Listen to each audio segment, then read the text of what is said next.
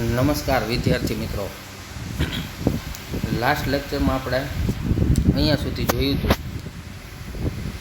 હવે ત્યાંથી આગળ વાત કરીએ. હવે એમાં આવું કહેવા માગે છે મિત્રો કે જો નાઇટ્રોજન એકલ બંધ હોય, સિંગલ બંધ, તો એ બંધ ફોસ્ફરસ સિંગલ બંધ કરતાં નબળો હોય. એટલે આ નાઇટ્રોજનવાળો બંધ છે ને વાલાઓ, એ નબળો હોય. આમ જોવા જઈએ તો આપણે આગળ જોયું એમાં એવું કહેતા હતા કે નાઇટ્રોજન ત્રિબંધની બંધ વિયોજન એન્થાલ્પી ઊંચી હોય, પણ એ ક્યારે ત્રિબંધ હોય ત્યારે. હવે એકલ બંધ શું કામે નબળો હોય? તો એનું એક કારણ મિત્રો કે નાઇટ્રોજન ઉપર અબંધકારક ઇલેક્ટ્રોન યુગમાં આવેલા હશે, બરાબર, અને ફોસ્ફરસ ઉપર પણ અબંધકારક ઇલેક્ટ્રોન યુગમાં આવેલા હશે, બંધ બન્યા પછી પણ. બેયની બાહ્યતમ કક્ષામાં 5 હોય, એક વપરાણા તો એ 4 વધશે, પણ મેં ખાલી તમને ઇલેક્ટ્રોન યુગમાં બતાવ્યા જેથી તમને કન્સેપ્ટનો ખ્યાલ આવે. હવે થાય શું મિત્રો, તમને ખ્યાલ છે કે આ નાઇટ્રોજન જે છે એનું કદ જે છે એના પરમાણુનું, માનો કે આવડું છે, તો ફોસ્ફરસના પરમાણુનું કદ એનાથી તો મોટું જ હશે. હવે મિત્રો જ્યારે નાઇટ્રોજન બંધ બનાવે ત્યારે એના પરમાણુ નજીક ગોઠવાય, બરાબર. એટલે એની આ બંધ લંબાઈ જે છે ને એ ટૂંકી થશે, મતલબ નાઇટ્રોજનનો બંધ ટૂંકો બનશે. હવે આમ જોવા જઈએ તો ટૂંકો બંધ બને તો મજબૂત હોય, વાત સાચી, પણ અહીંયા તકલીફ શું થાય, બંધ ટૂંકો બને ને એટલે નાઇટ્રોજન ઉપરના જે અબંધકારક ઇલેક્ટ્રોન યુગ્મ છે ને, આ બંને યુગ્મ એ નજીક ગોઠવાય, અને નજીક ગોઠવાના લીધે એ બે વચ્ચે અપાકર્ષણ વધી જાય. જ્યારે ફોસ્ફરસમાં આ અબંધકારક ઇલેક્ટ્રોન યુગ્મો વચ્ચે એટલું અપાકર્ષણ ના થાય, કારણ કે એના પરમાણુ જુઓ પહેલેથી જ મોટા છે, એટલે પરમાણુ એકબીજાથી દૂર રહીને બંધ બનાવશે, તો ત્યાં એટલું અપાકર્ષણ ના થાય દીકરાઓ. અપાકર્ષણ નાઇટ્રોજનમાં વધુ થાય, માટે એ બંધ સરળતાથી તૂટી જાય નાઇટ્રોજનવાળો અપાકર્ષણના કારણે, એટલે એ બંધ નબળો કીધો. કારણ કે નાનું કદ છે ને નાઇટ્રોજનનું, એટલે નજીક રહીને બંધ બનાવે. તો હવે આ લીટી તમે સમજી ગયા છો. જોકે નાઇટ્રોજન એકલ બંધ એ ફોસ્ફરસ એકલ બંધ કરતાં નબળો હોય, કારણ કે ટૂંકી બંધ લંબાઈના લીધે અબંધકારક ઇલેક્ટ્રોનનું આંતર ઇલેક્ટ્રોનીય અપાકર્ષણ વધે છે, જે મેં તમને હમણાં સમજાવ્યું. પરિણામે નાઇટ્રોજનમાં કેટેનેશન વલણ નબળું હોય છે. તો આ કેટેનેશન વલણ એટલે તમને ધોરણ 11માં ખબર છે કે કાર્બન જે છે એ પોતાની સાથે સહસંયોજક બંધથી જોડાય અને આવી લાંબી શૃંખલા ધરાવતું સંયોજન બનાવે, એને કાર્બન કેટેનેશન કહેવાય. કેટેનેશન જે છે એ કાર્બન ઉપરથી આવેલો શબ્દ છે, કાર્બન કેટેનેશન, કે કોઈ પણ પરમાણુ પોતાની સાથે સહસંયોજક બંધથી જોડાય અને લાંબી શૃંખલા બનાવે, આને કેટેનેશન કહેવાય. હવે જો આવું કેટેનેશન નાઇટ્રોજનમાં અહીંયા એવું કહે છે કે વલણ ઓછું છે, તો એ વાત પ્રોપર છે, કારણ કે કારણ આગળ આવી ગયું કે નાઇટ્રોજનમાં જે અબંધકારક ઇલેક્ટ્રોન યુગ્મ છે એ નજીક ગોઠવણના કારણે એકબીજા સાથે અપાકર્ષણ અનુભવે. એટલે આ નાઇટ્રોજનના ઇલેક્ટ્રોન આની સાથે અપાકર્ષણ, એના ઇલેક્ટ્રોન આની સાથે, મતલબ કે એ ઘણા બધા નાઇટ્રોજન એકબીજા સાથે સહસંયોજક બંધથી જોડાઈ ના શકે અપાકર્ષણના કારણે, એટલે આમાં કેટેનેશન નબળું હોય. જો અહીંયા કહે છે કે પરિણામે નાઇટ્રોજનમાં કેટેનેશન વલણ નબળું હોય. નાઇટ્રોજનના રસાયણ વિજ્ઞાનને અસર કરતું બીજું પરિબળ તેની સંયોજકતા કોષમાં ડી કક્ષકોની ગેરહાજરી છે. તો મિત્રો આ તમે સારી રીતે જાણો છો દીકરાઓ કે ડી કક્ષકો જે છે એ નાઇટ્રોજનમાં ના હોય. બીજું તો કે વધુમાં તેની સહસંયોજકતા 4 સુધી જ મર્યાદિત હોવાથી નાઇટ્રોજન ડીપાઈ પીપાઈ બંધ બનાવી શકતો નથી, જેવી રીતે ભારે તત્વો બનાવે. ભારે તત્વો આવા ડીપાઈ પીપાઈ બંધ બનાવે પણ નાઇટ્રોજન ના બનાવી શકે. હવે આવો પ્રશ્ન નથી થતો ને કે ડીપાઈ પીપાઈ એટલે શું? તો તમને સમજતા જ હશો કે એક પરમાણુની ડી કક્ષક વપરાય, બીજાની પી વપરાય, તો એકની ડી બીજાની પી ને બંધ બહીનો ઈ પાઈ, તો ડી પાઈ પી પાઈ. પણ મિત્રો એક સેકન્ડ, નાઇટ્રોજન જે છે એમાં ડી કક્ષકો નથી. હવે નાઇટ્રોજનનો કાર્બન સાથેનો બંધ બનાવવો હોય તો કાર્બનમાં તો પી કક્ષકો જ હોય, નાઇટ્રોજનમાં ડી નથી, એમાંય પી જ છે. તો નાઇટ્રોજન જે બંધ બનાવશે એ પીપાઈ પીપાઈ બનાવશે, કારણ કે એમાં ડી કક્ષકો છે નહીં અને એની સહસંયોજકતા 4 સુધી જ મર્યાદિત છે. એ પણ આપ જાણો છો સારી રીતે કે નાઇટ્રોજનમાં 2s પ્રકારની એક કક્ષક અને 2p પ્રકારની 3 કક્ષક, આની 1 આની 3, આમ ટોટલ થશે 4 કક્ષકો. આનાથી વધુ કક્ષકો ઉપલબ્ધ નથી. અને વાક્ય એવું કીધું કે નાઇટ્રોજન ડીપાઈ પીપાઈ બંધ બનાવી શકતો નથી અન્ય ભારે તત્વોની જેમ.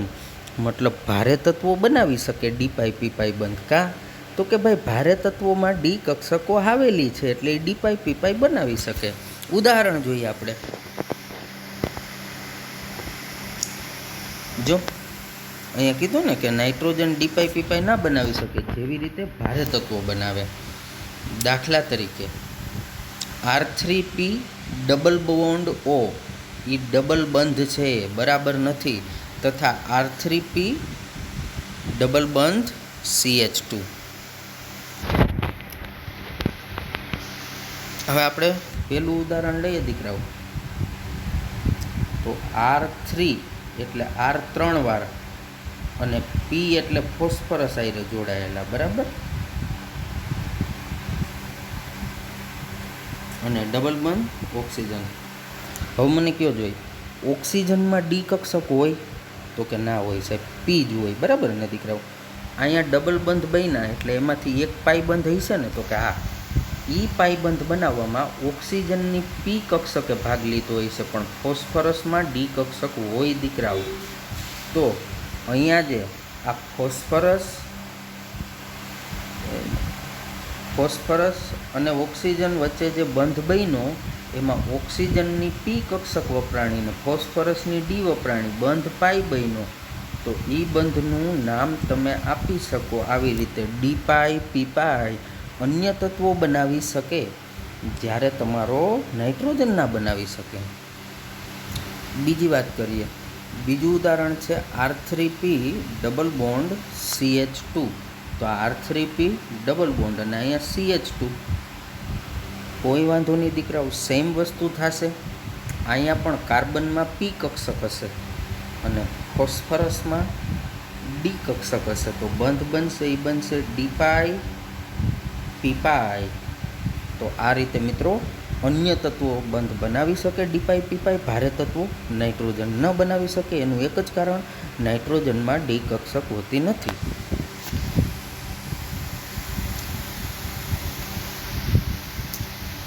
આગળ કીધું અને અહીંયા એવું કીધું કે જે તમે R લ્યો છો ને એ R બરાબર આલ્કાઇલ સમૂહ હોય, એટલે કે CH3CH2 એવી કાર્બનની શૃંખલા ધરાવતો. વધુ કીધું છે કે જ્યારે ફોસ્ફરસ અને આર્સેનિકના સંયોજનો જેવા કે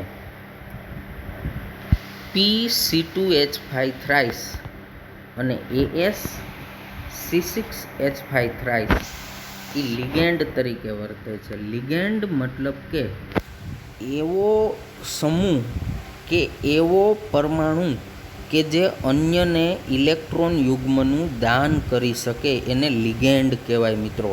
આનું એક આખું ચેપ્ટર આપણે આવશે, ચેપ્ટર નંબર 9, સંકીર્ણ સંયોજનો. તો મિત્રો સંકીર્ણ સંયોજનો આવી રીતે જ બને.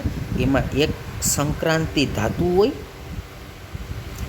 એ ધાતુને તમારા લિગેન્ડ સવર્ગ સહસંયોજક બંધથી ઇલેક્ટ્રોન યુગ્મનું દાન કરીને લિગેન્ડ એની સાથે જોડાય. તો હું તમને ટૂંકમાં કહું તો લિગેન્ડ એટલે એવો પરમાણુ કે પરમાણુનો સમૂહ કે જે અન્યને ઇલેક્ટ્રોન યુગ્મનું દાન કરે, આને લિગેન્ડ કહેવાય.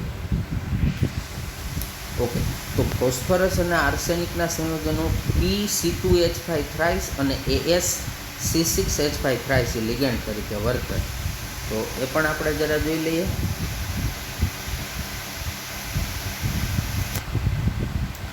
જો મિત્રો, આ P પછી C2H5 એટલે ઇથાઇલ, CH2CH3, આ એકવાર C2H5, આ બીજી વાર C2H5 અને આ ત્રીજી વાર C2H5, એટલે ઓના જેવું થયું ને R3P જેવું. R બરાબર અહીંયા C2H5 છે, બરાબર.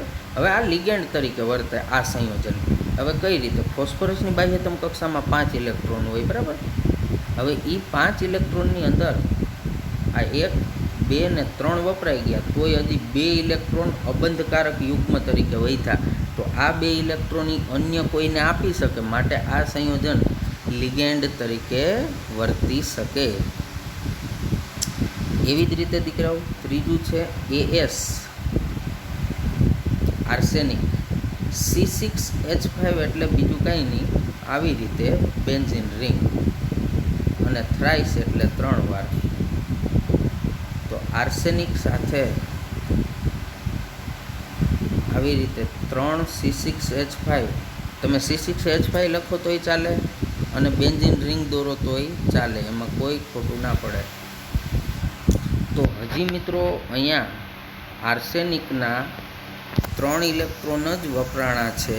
તો 2 અબંધકારક તરીકે હોઈ શકે, એ અબંધકારક અન્યને આપે, માટે આ સંયોજન પણ લિગેન્ડ તરીકે વર્તે છે.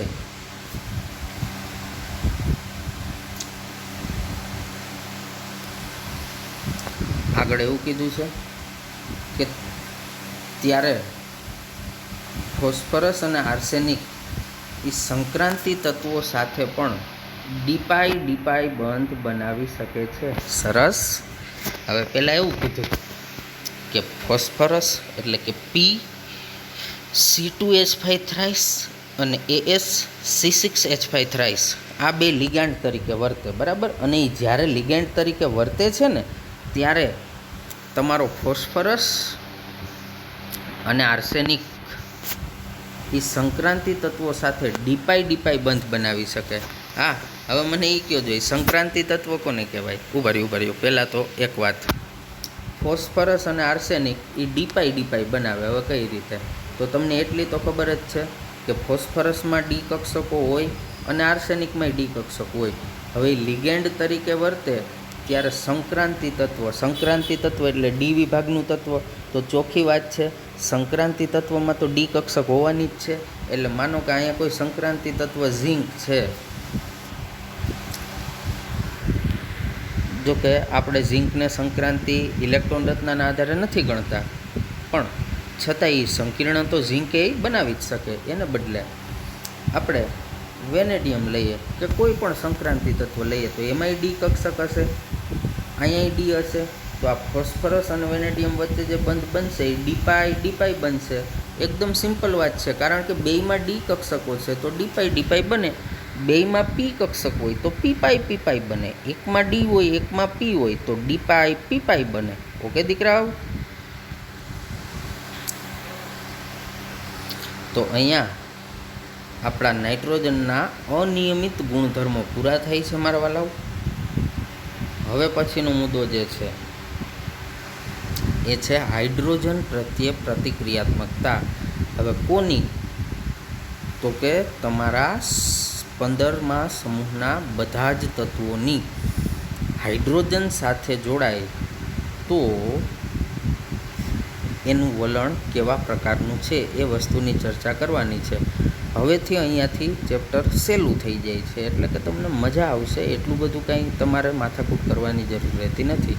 તો જો સમૂહ 15ના બધા તત્વો EH3 પ્રકારના હાઇડ્રાઇડ સંયોજનો બનાવે. ઈ એટલે તો કે સમૂહ નંબર 15નું કોઈ પણ તત્વ, અને H3 મતલબ આ સમૂહ નંબર 15ના તત્વો 3 હાઇડ્રોજન સાથે જોડાઈ શકે. હવે હું અહીંયા સાઈડમાં લખું ઈ બરાબર હું N લઉં તો ઈ સંયોજન કયું થાય? NH3 ammonia. પછી બીજું સભ્ય ફોસ્ફરસ લઉં ઈ બરાબર તો PH3 થાય. આર્સેનિક લઉં તો ASH3 થાય. આમ આ ઈ જે છે ને ઈના બરાબર સમૂહ નંબર 15ના તત્વો તમે મૂકી શકો. મતલબ આવા EH3 પ્રકારના હાઇડ્રાઇડ બનાવે, જ્યાં ઈ બરાબર નાઇટ્રોજન, ફોસ્ફરસ, આર્સેનિક અથવા એન્ટીમની કે બિસ્મથ. આ હાઇડ્રાઇડ સંયોજનોના કેટલાક ગુણધર્મો કોષ્ટકમાં આપ્યા. આપણે કોષ્ટક પાકું નથી કરવાનું. આ હાઇડ્રાઇડ સંયોજનો તેમના ગુણધર્મોમાં નિયમિત ક્રમણ દર્શાવે છે, એટલે એક પ્રકારનું નિયમિત વલણ બતાવે એના ગુણધર્મોમાં. હવે કઈ રીતે નિયમિત વલણ? તો જોઈએ એમાં એક પછી એક.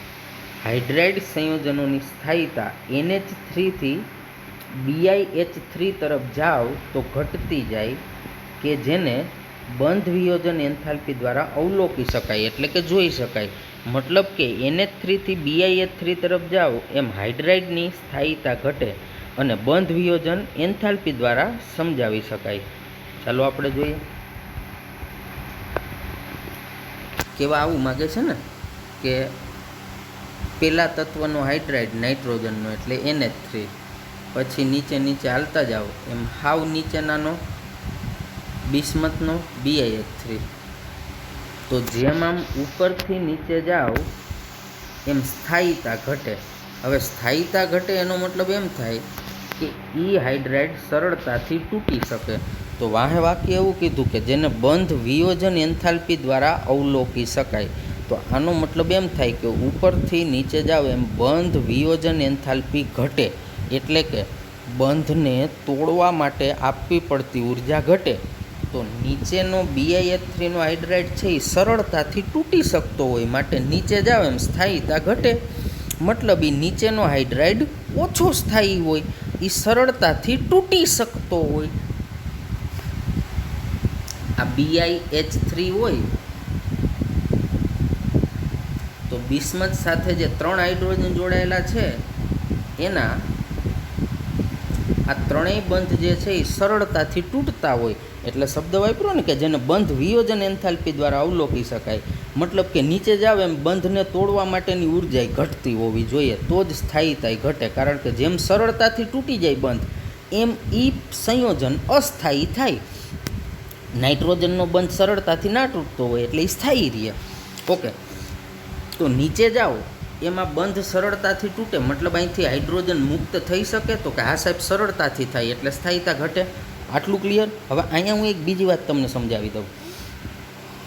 મિત્રો, સૌથી ઝડપથી હાઇડ્રોજન મુક્ત કોણ કરી દે? તો કે નીચેવાળો.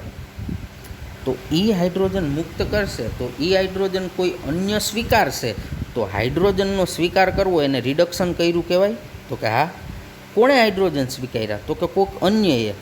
તો એનું રિડક્શન થયું. પણ આ BiH3 એણે ઓલાનું રિડક્શન કર્યું, એટલે BiH3ને શું કહેવાય? રિડક્શન કરતા, જે અન્યનું રિડક્શન કરે. તો આખા સમૂહની અંદર 15મા સમૂહમાં નાઇટ્રોજનથી લઈને બિસ્મથ સુધી આવી જાઓ તો સારામાં સારો રિડક્શન કરતા કોણ? તો કે BiH3. કાં? તો કે એ ઝડપથી સાહેબ હાઇડ્રોજન છૂટા પાડી દે, કારણ કે એની બંધ વિયોજન એન્થાલ્પી ઓછી હોય, એની સ્થાયીતા ઓછી હોય, માટે સરળતાથી અન્યને હાઇડ્રોજન આપી શકે. મતલબ કે અન્યનું સરળતાથી રિડક્શન કરી શકે, માટે સારામાં સારો રિડક્શન કરતા કોણ? BiH3.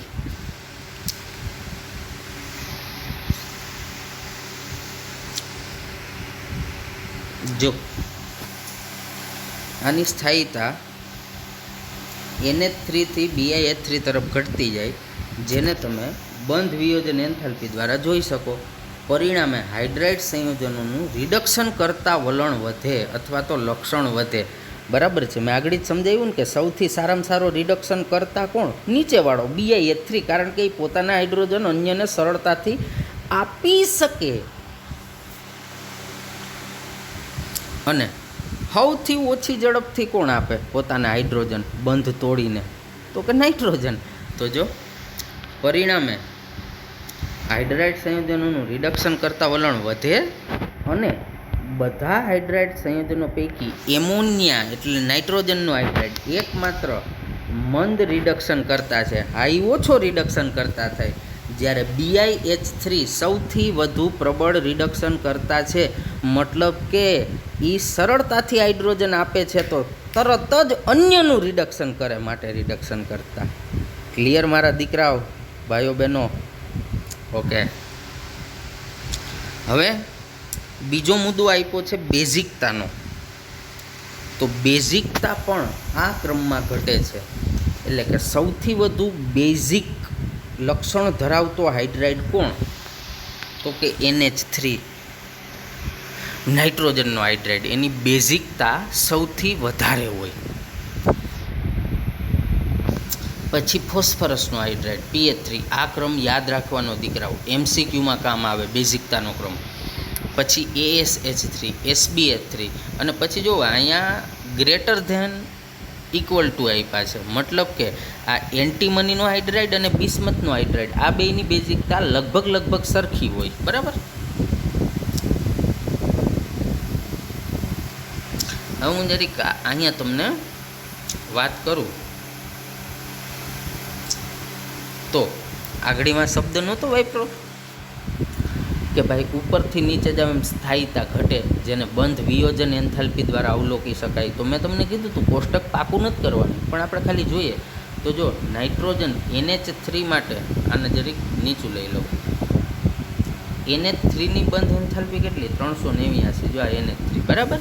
પણ ફોસ્ફરસનો હાઇડ્રાઇડ PH3ની 322. તો જો બંધને તોડવા માટેની ઉર્જા ઘટી.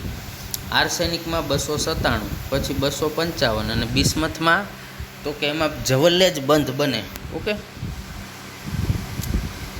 ત્યારબાદ નાઇટ્રોજનની ઊંચી વિદ્યુત ઋણતા અને નાના કદના કારણે, એટલે આજે નાઇટ્રોજન જે છે તમારો એની વિદ્યુત ઋણતા તો ઊંચી છે જ, આગળથી ખબર છે, અને કદ નાનું છે. એટલે NH3 તમારો એમોનિયા ઘન તેમજ પ્રવાહી અવસ્થામાં હાઇડ્રોજન બંધ ધરાવે છે. આ કારણે NH3નું ગલનબિંદુ અને ઉત્કલન બિંદુ PH3 કરતાં ઊંચું હોય છે, બરાબર છે. આ એમોનિયા છે એ ઘન અને પ્રવાહી બે અવસ્થામાં હાઇડ્રોજન બંધ બનાવી શકે, જ્યારે ફોસ્ફરસ છે ને એ એવો કોઈ હાઇડ્રોજન બંધ ના બનાવી શકે. અને તમને ખ્યાલ હોવી જોઈએ હાઇડ્રોજન બંધ કોણ બનાવે? સમૂહ નંબર 15, 16 અને 17ના પહેલા સભ્યો, એટલે કે 15માનું પહેલું સભ્ય નાઇટ્રોજન, 16માનું ઓક્સિજન અને 17માનું ફ્લોરિન. આ 3 જણાના હાઇડ્રોજન બંધ બનાવે ને અમુક કિસ્સામાં Cl પણ બનાવે. પણ આપણા 15મા સમૂહમાંથી તો એક જ બનાવે છે નાઇટ્રોજન. જે પ્રકારનો હાઇડ્રોજન બંધ ફોસ્ફરસ ના બનાવી શકે, માટે નાઇટ્રોજનનો હાઇડ્રાઇડ એટલે NH3 એના ગલનબિંદુ ને ઉત્કલન બિંદુ ફોસ્ફરસનો હાઇડ્રાઇડ એટલે PH3 કરતાં વધારે હોય. જોઈ શકો છો 195, 238, અહીંયા 139 ને 185. ઓકે દીકરાઓ, આનંદ આવ્યો દીકરાઓ હાઇડ્રોજનવાળી પ્રતિક્રિયાત્મકતામાં? ભણતું જવાનું, સમજતું જવાનું, પછી એને યાદ રાખી લેવાના. તો અહીંયા હાઇડ્રોજનવાળી પ્રતિક્રિયાત્મકતા પૂરી થઈ ગઈ વાલાઓ. હવે ઓક્સિજન આવી રહે. હવે હું મારે કહેવું તો ના પડે ભાઈ કેની પ્રતિક્રિયાત્મકતા? તો કે જેની જાનમાં ગયા હોય, ગાડે બેઠા હોય, એના ગીત ગવાય. તો 15મા સમૂહની વાત કરીએ છીએ તો સમૂહ નંબર 15ના તત્વોની ઓક્સિજન તત્વ સાથેની પ્રતિક્રિયાત્મકતા. તો આ બધા તત્વો એટલે 15મા સમૂહના 2 પ્રકારના ઓક્સાઇડ સંયોજનો E2O3 અને E2O5 બનાવે.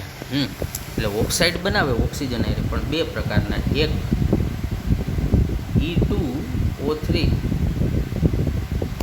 અને બીજું E2O5. મતલબ એકમાં 2 તત્વ સાથે 3 ઓક્સિજન ને બીજામાં 2 તત્વ 15મા સમૂહના કોઈ પણ 2 પરમાણુ સાથે 5 ઓક્સિજન. તો આના ઉદાહરણ આપી દઉં ને. E2O3માં નાઇટ્રોજન મૂકું તો N2O3. મેં ગયા લેક્ચરમાં આ ઉદાહરણ સમજાવ્યું હતું. અને E બરાબર નાઇટ્રોજન પાછો મૂકું તો N2O5. રેડી? આ 2 પ્રકારના. હવે જરીક હું જોઈ દઉં હો, તમને મજા આવશે. આ 3 ઓક્સિજન છે, ઊભા રહ્યો. આ બે સંયોજનમાં સમૂહ નંબર 15ના તત્વની ઓક્સિડેશન અવસ્થા કેટલી હશે એ જોઈએ આપણે, બરાબર, એ ચેક કરીએ. તો 3 ઓક્સિજન એટલે -6, તો 2 નાઇટ્રોજન +6 થાય. તો આ E2O3 પ્રકારનો ઓક્સાઇડ જ છે ને? તો કે હા, એમાં એક તત્વ કોઈ પણ હશે. અહીંયા નાઇટ્રોજન લીધું, એને બદલે કોઈ પણ હોય, એમાં ઓક્સિડેશન આંક કેટલો થાય સમૂહ નંબર 15ના તત્વનો? તો કે +3 થાય. અહીંયા તો કે 5 ઓક્સિજન એટલે -10 અને 2 નાઇટ્રોજન એટલે +10. તો આ E2O5 પ્રકારમાં એક નાઇટ્રોજનનો કેટલો થાય? તો કે +5. દિમાગમાં એક નાનકડી ખીલી મારી લ્યો. E2O3 પ્રકારના ઓક્સાઇડમાં સમૂહ નંબર 15ના કોઈપણ તત્વનો ઓક્સિડેશન આંક +3 હોય, જ્યારે E2O5 પ્રકારના સંયોજનમાં સમૂહ નંબર 15ના કોઈપણ તત્વનો ઓક્સિડેશન આંક +5 હોય. તો E2O3માં +3, E2O5માં +5.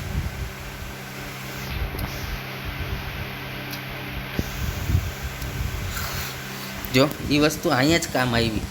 હવે આગળની લીટી શું કહે? તો કે તત્વની ઊંચી ઓક્સિડેશન અવસ્થાવાળા ઓક્સાઇડ એટલે એ કોણ? તો કે પેલા 5 છે એ ઊંચીવાળા કહેવાય ને. તો 5 કેમાં હતી? E2O5માં. તો જ્યાં તત્વની ઊંચી ઓક્સિડેશન અવસ્થાવાળા ઓક્સાઇડ એ ઓલી નીચી ઓક્સિડેશન અવસ્થાવાળા ઓક્સાઇડ કરતાં વધુ એસિડિક હોય. એટલે કોના કરતાં? તો કે E2O3 પ્રકારના ઓક્સાઇડ કરતાં. હવે અહીંયા એવી ચોખવટ નથી કરી કે E2O3 પ્રકારના ઓક્સાઇડ કરતાં વધુ એસિડિક. અહીંયા એમ કીધું કે નીચી ઓક્સિડેશન અવસ્થાવાળા ઓક્સાઇડ કરતાં ઊંચી ઓક્સિડેશન અવસ્થાવાળા ઓક્સાઇડ વધુ એસિડિક. તો આપણને ખ્યાલ હોવો જોઈએ કેમાં ઓક્સિડેશન અવસ્થા ઊંચી છે અને કેમાં નીચી છે. તો મિત્રો, ઊંચીવાળા એટલે E2O5 આગળ તમે જોયું કે જેમાં +5 છે, અને નીચી એટલે E2O3 કે જેમાં +3 છે. તો એ જે લીટી જે છે એ લીટીને આપણે ફરી એકવાર જોઈએ મિત્રો. તો એમાં એવું કીધું છે કે તત્વની ઊંચી ઓક્સિડેશન અવસ્થાવાળા ઓક્સાઇડ નીચી ઓક્સિડેશન અવસ્થાવાળા ઓક્સાઇડ કરતાં વધુ એસિડિક હોય છે. એટલે આ વધુ એસિડિક હોય E2O5. આગળ તેમનું એસિડિક લક્ષણ સમૂહમાં ઉપરથી નીચે તરફ જતાં ઘટે છે. ઓક્સાઇડ સંયોજનો હોય તો એનું એસિડિક લક્ષણ સમૂહમાં ઉપરથી નીચે જાવ એમ ઘટે. તો સૌથી વધુ એસિડિક કોણ હોય? તો કે નાઇટ્રોજનના ઓક્સાઇડ. હવે જો ભેગું ના કરતા હો, આગળ હાઇડ્રોજન આવી હતું, તો એમાં નાઇટ્રોજનનો હાઇડ્રાઇડ સૌથી વધારે બેઝિક હતો. તો અહીં એમ થાય તો સાહેબ અહીંયા તો નાઇટ્રોજનનો સૌથી વધારે એસિડિક. આ પણ થાય જ ને, ત્યાં હાઇડ્રાઇડ હતો, અહીંયા ઓક્સાઇડ છે. જો નાઇટ્રોજન હાઇડ્રોજન સાથે સંયોજન બનાવે તો એ બેઝિક લક્ષણવાળું સંયોજન બને, પણ ઓક્સિજન આયરે બનાવે ને તો એ એસિડિક લક્ષણવાળું સંયોજન બને. એટલે આ વસ્તુ યાદ રાખજો. ફેર માત્ર એટલો જ છે કે ત્યાં હાઇડ્રોજન આયરે પ્રતિક્રિયાત્મકતા હતી, અહીંયા મુદ્દો બદલી ગયો, અહીંયા ઓક્સિજન સાથે પ્રતિક્રિયાત્મકતા છે, બરાબર. તો તેમનું એસિડિક લક્ષણ સમૂહમાં ઉપરથી નીચે તરફ જતા ઘટે. તો સૌથી વધુ એસિડિક કોનો ઓક્સાઇડ હોય? નાઇટ્રોજનનો. અને સૌથી ઓછો એસિડિક કોનો હોય? બિસ્મથનો. આ વસ્તુ પણ તમારે ખાસ યાદ રાખવી પડે મિત્રો. એસિડિકતા સૌથી વધારે નાઇટ્રોજનની, સૌથી ઓછી બિસ્મથની, અથવા તો એના ઓક્સાઇડની એમ. ત્યારબાદ નાઇટ્રોજન અને ફોસ્ફરસ આ બે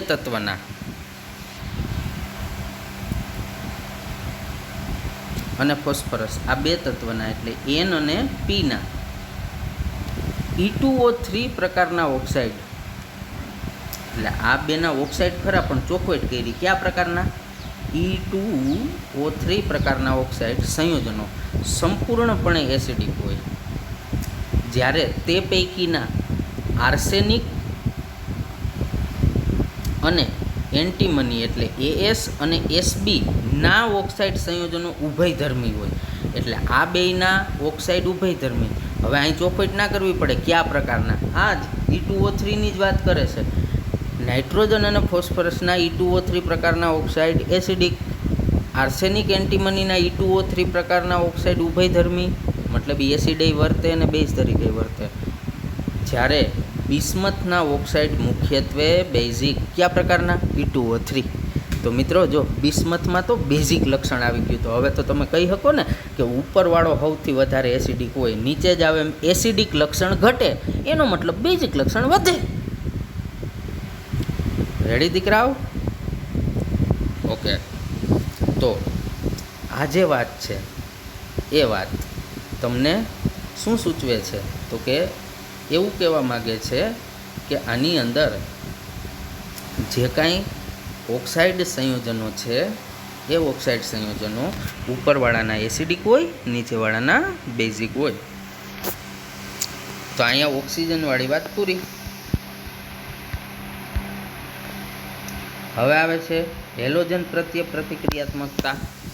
તો હેલોજન એટલે સમૂહ નંબર 17. આવ્યો યાદ? ઓકે.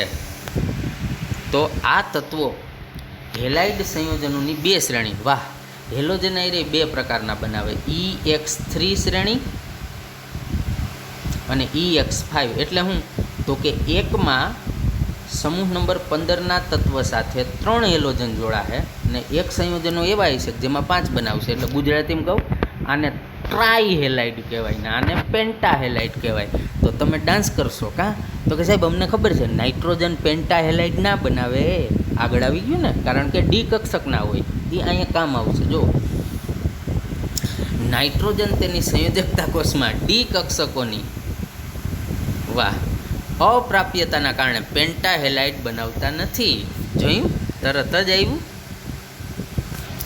પેન્ટા હેલાઇડ સંયોજનો ટ્રાય હેલાઇડ સંયોજનો કરતાં વધુ સહસંયોજક હોય. હા, તો આમાં વસ્તુ આ યાદ રાખવાની કે પેન્ટા હેલાઇડ એટલે 5 હેલોજનવાળા સંયોજન, આ ટ્રાય હેલાઇડ એટલે 3 હેલોજનવાળા સંયોજન કરતાં વધારે સહસંયોજક લાક્ષણિકતા ધરાવે.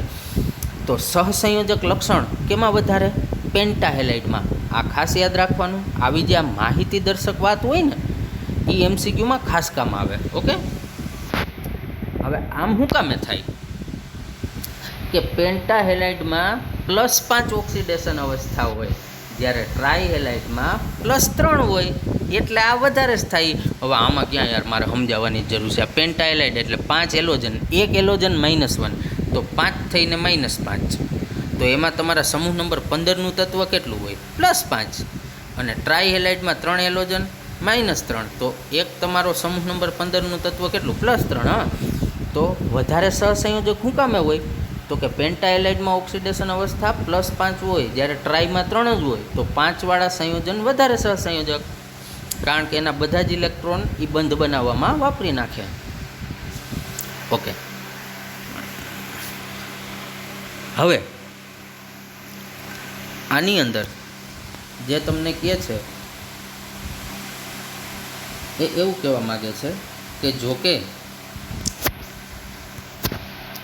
+3 અવસ્થા ધરાવતા તત્વો કરતાં +5 ઓક્સિડેશન અવસ્થા ધરાવતા તત્વોની ધ્રુવણ ક્ષમતા વધુ હોય. હવે સહસંયોજક કોણ હોય? +5 વાળા. પણ 3 વાળા કરતાં 5 વાળા સંયોજનોની ધ્રુવણ ક્ષમતા વધુ હોય. ધ્રુવણ ક્ષમતા મતલબ ઓલી જે ધ્રુવીભવન ક્ષમતા આવી હતી ને, કે ધન આયનના નાના કદનો ધન આયન એ મોટા કદના ઋણાયનના ઇલેક્ટ્રોન વાદળને વિકૃત કરી અને કેન્દ્રની નજીક જઈને બંધ બનાવે. તો કેન્દ્રની નજીક બંધ બને એ કેવો બને? સહસંયોજક. એટલે જો અહીંયા કીધું, તેથી પેન્ટા હેલાઇડ સંયોજનોમાં સહસંયોજક લક્ષણ વધુ હોય.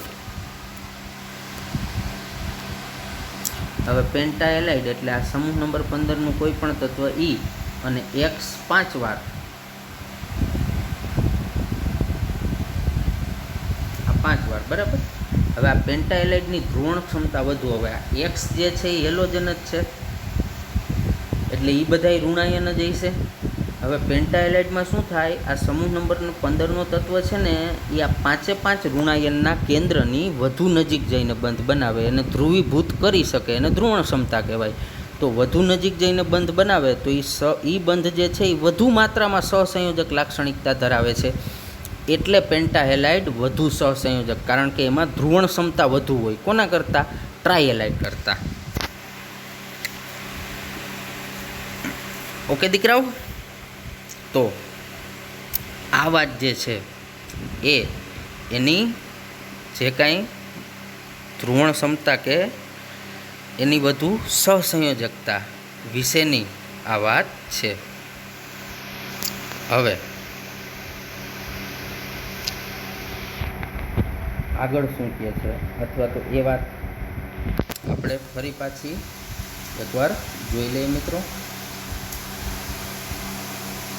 જો કે +3 અવસ્થા ધરાવતા તત્વો કરતાં +5 ઓક્સિડેશન અવસ્થા ધરાવતા તત્વોની ધ્રુવણ ક્ષમતા વધુ હોય છે.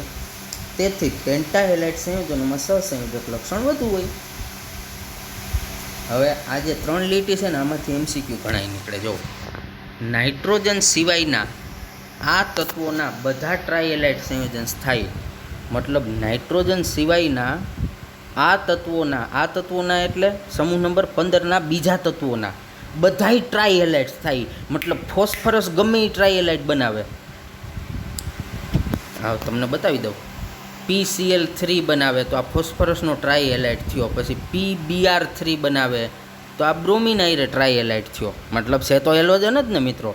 તો નાઇટ્રોજન સિવાયના આ તત્વોના બધા જ ટ્રાયહેલાઇડ સ્થાયી, પણ નાઇટ્રોજનના કિસ્સામાં માત્ર NF3 જ સ્થાયી હોય. તો નાઇટ્રોજનનો એક જ હેલાઇડ એવો છે ટ્રાયહેલાઇડ કે જે સ્થાયી હોય, કયો, NF3. પણ નાઇટ્રોજનનો તમે NCl3 લ્યો ને, મતલબ ક્લોરીન હાઇરે ટ્રાયહેલાઇડ લ્યો ને નાઇટ્રોજનનો, તો એ સ્થાયી ના હોય, અસ્થાયી હોય. પણ ફોસ્ફરસનો PCl3 એ સ્થાયી, PBr3 એ સ્થાયી. એવી જ રીતે આર્સેનિકના બધા હેલોજન આયરનના હેલાઇડ સ્થાયી. ક્યાં હેલાઇડ? ટ્રાયહેલાઇડ. પણ નાઇટ્રોજનનો એક જ ટ્રાયહેલાઇડ સ્થાયી હોય અને એ છે NF3. અને ફ્લોરિન હાઇરે સ્થાયી હોવાનું કારણ પણ છે કે ફ્લોરિનની વિદ્યુત ઋણતા વધારે છે, એટલે એ નાઇટ્રોજનના ઇલેક્ટ્રોનને સારી રીતે જકડી રાખે, એટલે સ્થાયી. ઓકે, પણ આપણે કારણથી મતલબ નથી. આપણે યાદ રાખવાનું છે MCQ માટે કે થિયરી માટે કે નાઇટ્રોજનનો એક જ ટ્રાયહેલાઇડ સ્થાયી હોય, NF3.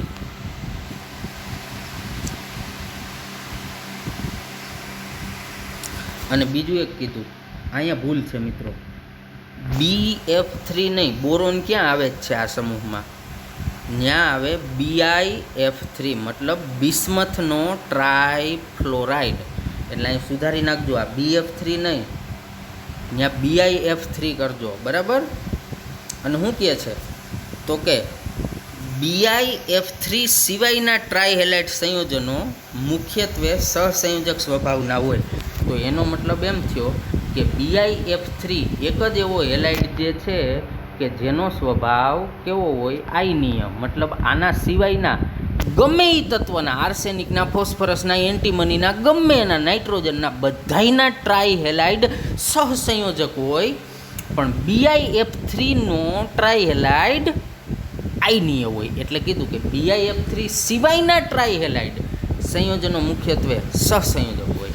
ઓકે, તો આ હેલોજન થઈ ગયું દીકરાઓ રમતા રમતા. ત્યારબાદ ધાતુઓ પ્રત્યે પ્રતિક્રિયાત્મકતા. આ એકદમ સહેલું છે. આ બધા તત્વો ધાતુ સાથે પ્રક્રિયા કરે તો તેમના -3 ઓક્સિડેશન આંક દર્શાવતા દ્વિઅંગી સંયોજનો, જેવા કે, મતલબ કે તેમના એટલે તો કે જ્યારે ધાતુ સાથે આ સમૂહ નંબર 15 પ્રક્રિયા કરે ને તો 15મા સમૂહના બધાય તત્વોની ઓક્સિડેશન અવસ્થા -3 જ હોય. અને એવા દ્વિઅંગી સંયોજનો એટલે કે જેમાં 2 તત્વો હોય એવા સંયોજનો બનાવે. જેમ કે Ca3N2, જેને કેલ્શિયમ નાઇટ્રાઇડ કહેવાય. તો આમાં ધાતુ કેલ્શિયમ થઈ અને સમૂહ નંબર 15નું તત્વ કયું થયું? નાઇટ્રોજન. તો કેલ્શિયમ +2 હોય ને, તો કે આ એવા 3, એટલે ટોટલ +6 થયા. હા, તો 2 નાઇટ્રોજન થઈ અને -6 થાય. તો કે હા સાહેબ, તો એક નાઇટ્રોજન કેટલો? -3. જો અહીં રહ્યું તેમની -3 ઓક્સિડેશન આંક દર્શાવતા. રેડી? બીજું કેલ્શિયમ ફોસ્ફાઇડ Ca3P2, આમાંય આપણે બધાયમાં ચેક કરી લઈએ એટલે મજા આવે. તો 3 કેલ્શિયમ એટલે +6, આગળ જ આવ્યું 1 + 2, તો 2 ફોસ્ફરસ -6, તો 1 ફોસ્ફરસ કેટલો? -3. પછી Na3AS2, નહીં અહીંયા ભૂલ છે, ઉભા રહ્યો બતાવો. આ Na3 અને AS2, હાલો કંઈ વાંધો નહીં, આગળ ભૂલવાળું રાખીએ આપણે.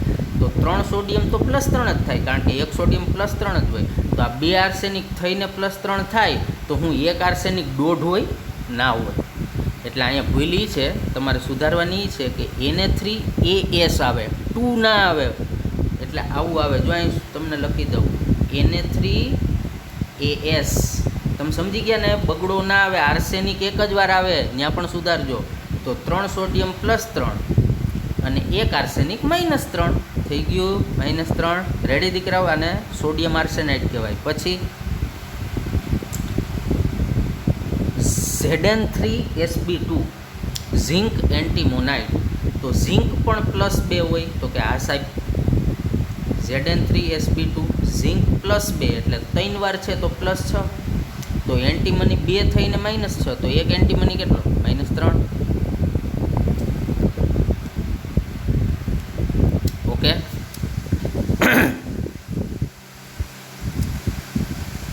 પછી છે મેગ્નેશિયમ બિસ્મુથાઇડ Mg3Bi2.